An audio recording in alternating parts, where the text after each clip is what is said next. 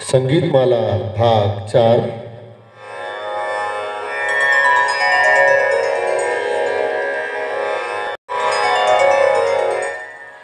आज हम भरत मुनि के नाट्य शास्त्र पर चर्चा करेंगे।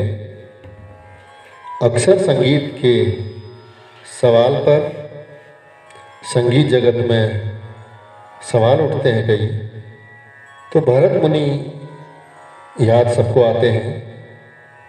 नाट्य शास्त्र उन्होंने लिखा।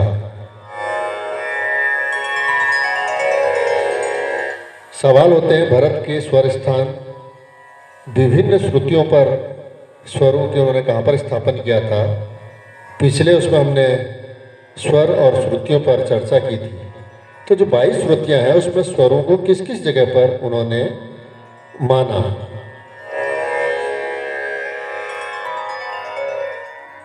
भरत मुनि का नाट्यशास्त्र हमारे आदि ग्रंथों में आता है। भरत के इस ग्रंथ के आधार पर आज तक कई गुत्थियां विद्वान सुलझाते रहे हैं। साहित्य व संगीत के विद्वान भरत के इस ग्रंथ की रचना काल के विषय में मतांतर है, किंतु अधिकांश इसकी रचना 5वीं सदी की मानते हैं। यह ग्रंथ मूलतः नाट्य को लेकर लिखा गया है, किंतु इसमें कलाओं के संदर्भ में बृहद ज्ञान भरा है। इसके विशद अध्ययन से कई भ्रांतियों को दूर किया जा सकता है। इसके अंतिम 6 अध्यायों में संगीत संबंधी विषयों पर प्रकाश डाला गया है।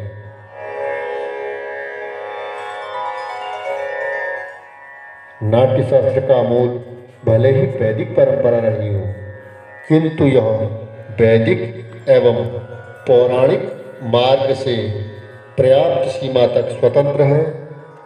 नाट्यशास्त्र में स्थायी एवं संचारी स्वर की चर्चा है। स्वरों की भावाभिव्यंजना का निर्देश है।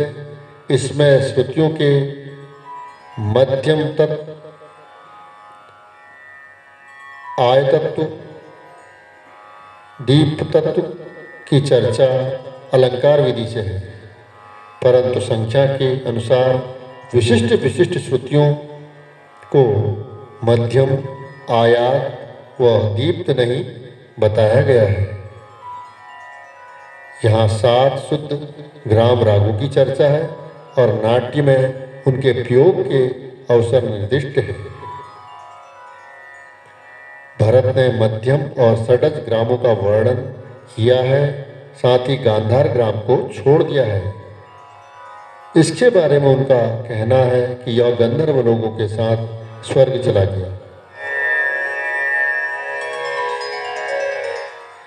भरत ने षडज ग्राम की 7 और मध्यम ग्राम की 11, कुल 18 जातियां मानी हैं।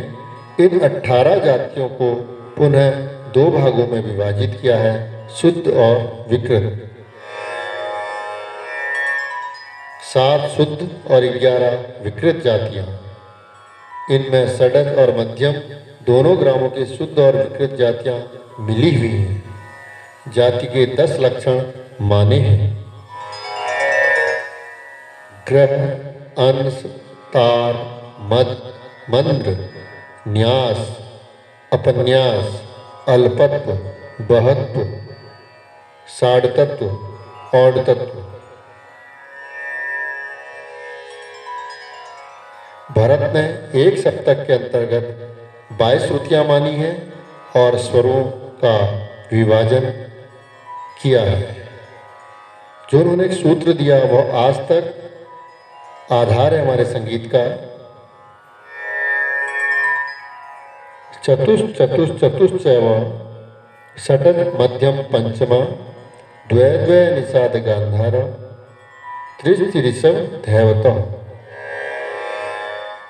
इस प्रकार सा, म और प की 4-4, ग और नी की 2-2 तथा रे और ध की 3-3 श्रुतियां भरत ने बताई। 7 शुद्ध स्वर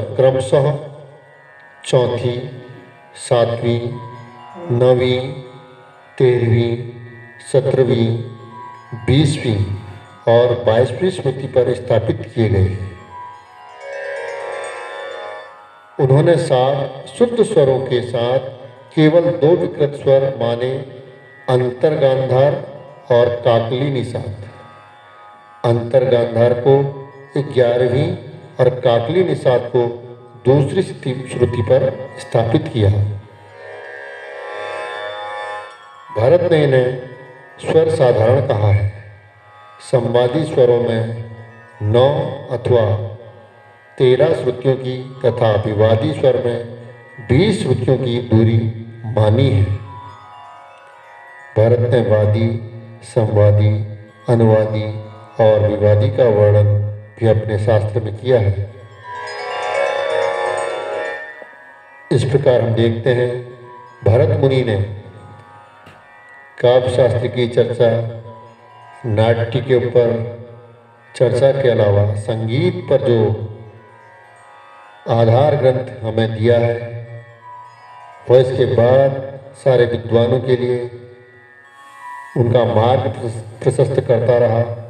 और आज भी संगीत के ऊपर जितना कार्य हो रहा है, जो कुछ हम उसके शास्त्र को कहते हैं, गाते हैं, उनके स्वरों के स्थापन को मानते हैं, पूछते हैं, भरत उसका आधार है। तो इसलिए भरत को जानना बहुत ज़रूरी है। भरत मुनि का नाट्य शास्त्र हमारा आदि ग्रंथ है। आज इस चर्चा पर इतना ही। इससे लगे सवालों को इसके बाद के अन्य मुनियों को, संतों को और विद्वानों को जिन्होंने श्रुति स्वर परंपराओं पर कार्य किया, चर्चा करेंगे।